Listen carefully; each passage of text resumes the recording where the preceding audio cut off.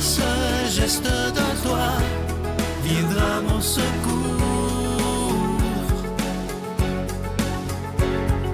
Viens semer dans mon âme le grain de l'amour.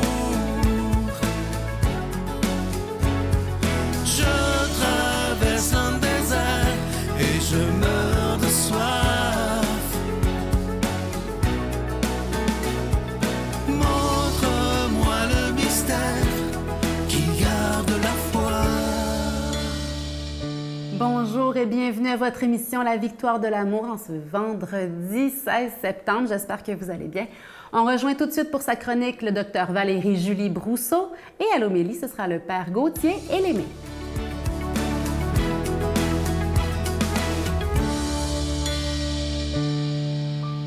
Bonjour, ici Dr Valérie-Julie Brousseau avec la chronique Nomade du désert.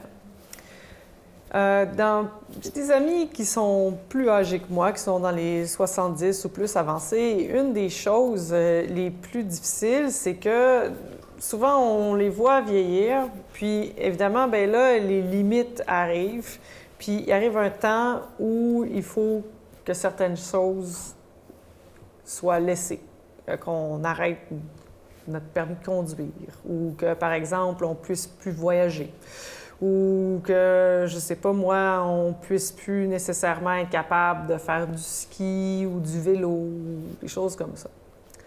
Puis c'est toujours des deuils difficiles, particulièrement lorsque c'est imposé par la santé, par la nature des choses.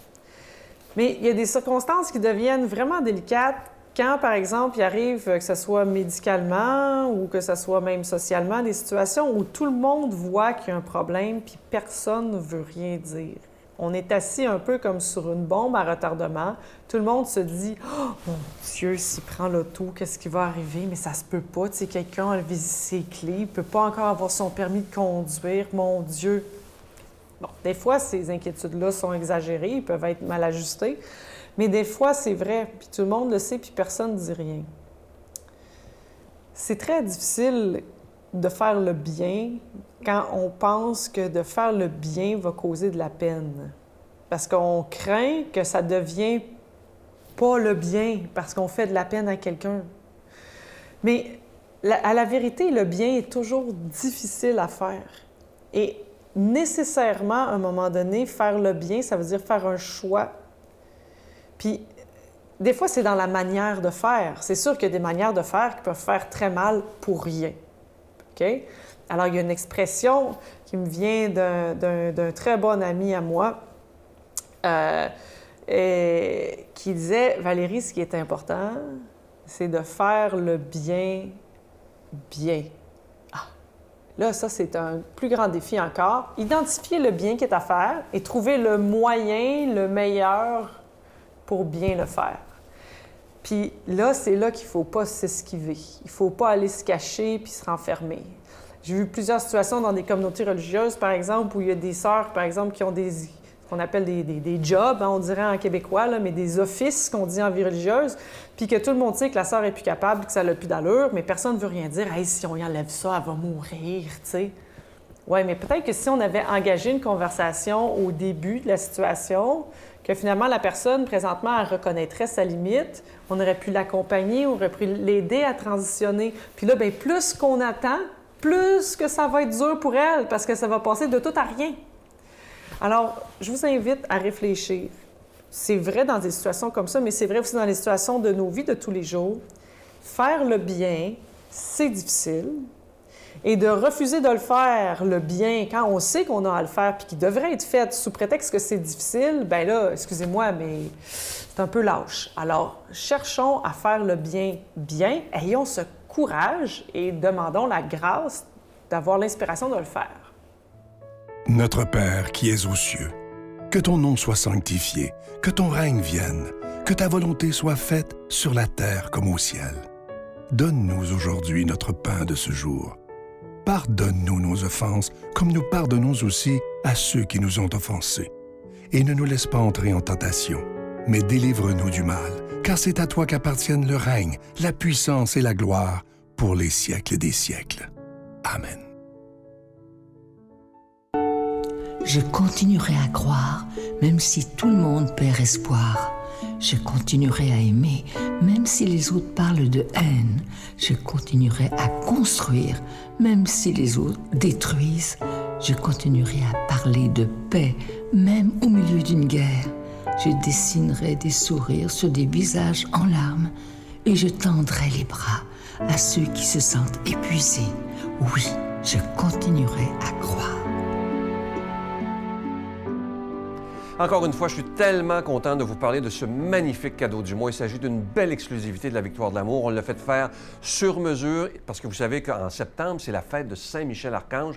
Donc, c'est un pendentif tout à fait spécial. D'un côté, vous avez ce grand saint, Saint Padre Pio, priez pour nous. Et de l'autre côté, vous avez Saint-Michel, protégez-nous. Vous savez que la réputation de Saint-Michel, dont c'est la fête le 29 septembre prochain, c'est de nous protéger contre le mal. Et ça, j'y crois profondément. Et Saint Padre Pio avait une grande dévotion à Saint-Michel-Archange. Ce pendentif, il est en acier inoxydable, il inclut la chaîne et il est déjà béni.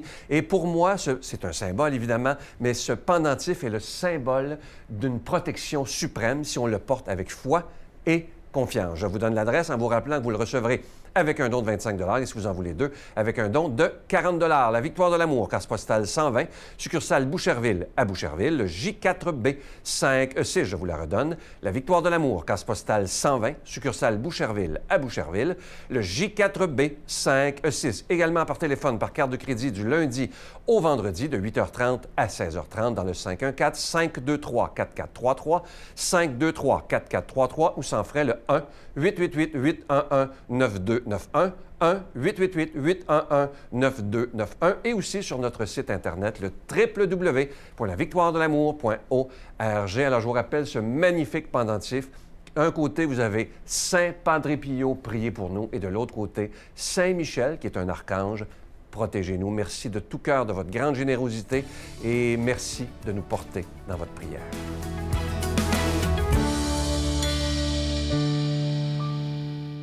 Mon Dieu, donnez-moi la sérénité d'accepter les choses que je ne peux changer, le courage de changer les choses que je peux et la sagesse d'en connaître la différence. Amen.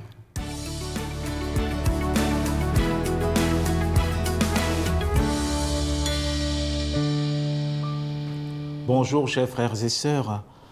L'homélie l'évangile qui nous est donné ce matin, autant pour moi, est l'évangile selon saint Luc, au chapitre 8, versets 1 à 3. Or, par la suite, Jésus faisait route à travers les villes et villages. Il proclamait et annonçait la bonne nouvelle du règne de Dieu. Les 12 étaient avec lui, et aussi des femmes qui avaient été guéries d'esprits mauvais et de maladies. Marie, dite de Magdala, dont étaient sortis 7 démons. Jeanne, femme de Cousa, intendant d'Hérode. Suzanne et beaucoup d'autres qui les aidaient de leurs biens.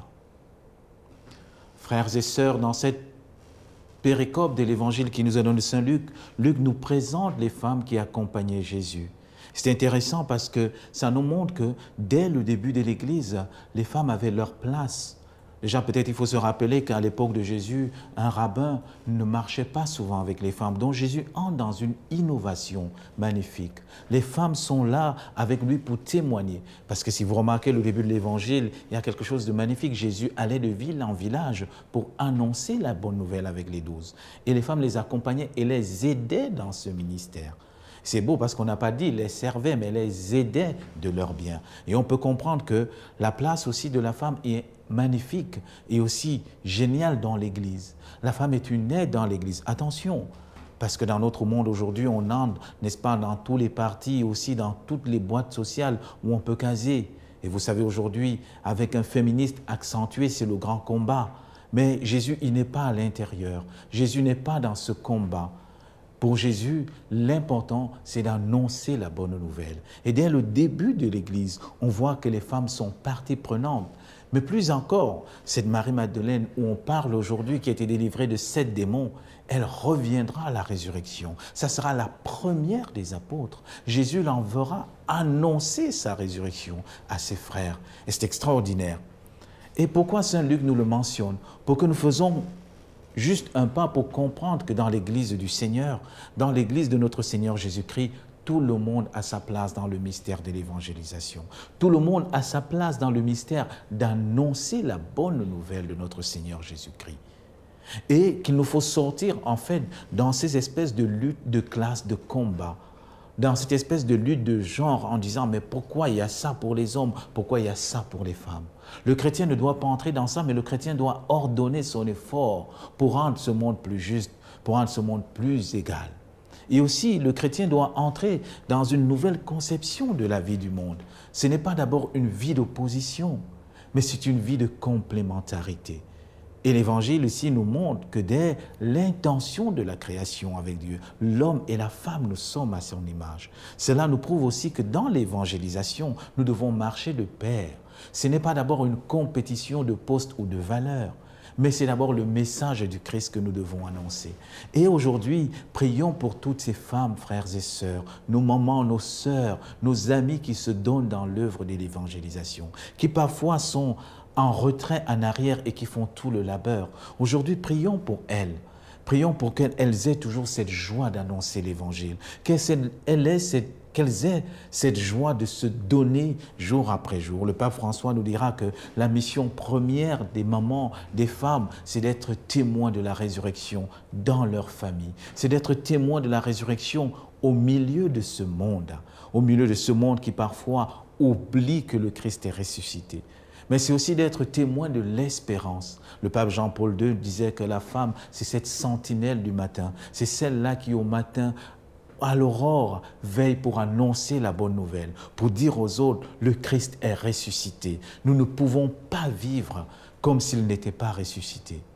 Et aujourd'hui aussi, demandons au Seigneur Jésus-Christ de nous donner un nouveau regard sur l'évangélisation. Vous voyez, le début de l'évangile est magnifique. Il allait de ville en ville. Le Seigneur a marché pour annoncer l'Évangile. Aujourd'hui, parfois, nous avons peur de nous engager dans l'évangélisation. Parfois, nous nous réfugions dans des activités qui nous agitent, qui nous perdent. Est-ce qu'aujourd'hui encore, dans nos paroisses, dans nos communautés, ce que nous avons à cœur, c'est d'annoncer la bonne nouvelle du règne de Dieu? Est-ce que nous ne nous réfugions pas derrière parfois une bureaucratie ou encore l'entretien des murs et des bâtiments? Aujourd'hui, l'Évangile nous invite, osons sortir, mais osons sortir pour annoncer le Christ ressuscité. Alors demandons la grâce de l'Esprit Saint, frères et sœurs, que l'Esprit Saint aujourd'hui nous donne la grâce de pouvoir sortir de nos lieux de confort pour aller dans nos villes, dans nos villages, c'est-à-dire dans ces lieux où le Christ n'est pas encore annoncé. Ça peut être dans notre bureau, ça peut être dans notre famille, ça peut être avec nos collègues pour pouvoir leur annoncer la grâce de Dieu. Et que la bénédiction de Dieu repose sur vous et vous fortifie, le Père, le Fils et le Saint-Esprit. Amen. Je vous salue Marie, pleine de grâce. Le Seigneur est avec vous. Vous êtes bénie entre toutes les femmes, et Jésus, le fruit de vos entrailles, est béni. Sainte Marie, Mère de Dieu, priez pour nous pécheurs, maintenant et à l'heure de notre mort. Amen.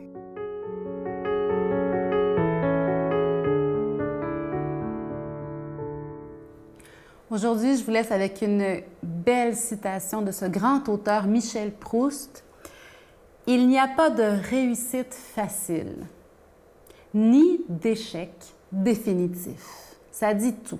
Il n'y a pas de réussite facile. Effort et persévérance sont toujours nécessaires et il n'y a pas d'échec définitif. Tout se traverse, tout se dépasse. Il s'agit de croire, de faire confiance et d'aller de l'avant. Et l'échec ne doit pas nous arrêter. Gardons confiance. C'est ma prière pour chacun de vous aujourd'hui et merci de prier pour moi aussi. Bonne journée. Justement, même quand on a l'impression que ça va pas, que c'est difficile, qu'on est dans une traversée du désert, bien, il y a du bien là-dedans aussi. Mais là, c'est sûr que ça demande un effort d'aller le voir, puis de ne pas laisser les peurs nous envahir. Oh Seigneur, guéris mon cœur. Oh Seigneur, soulage ma douleur. Viens m'aider dans mes souffrances.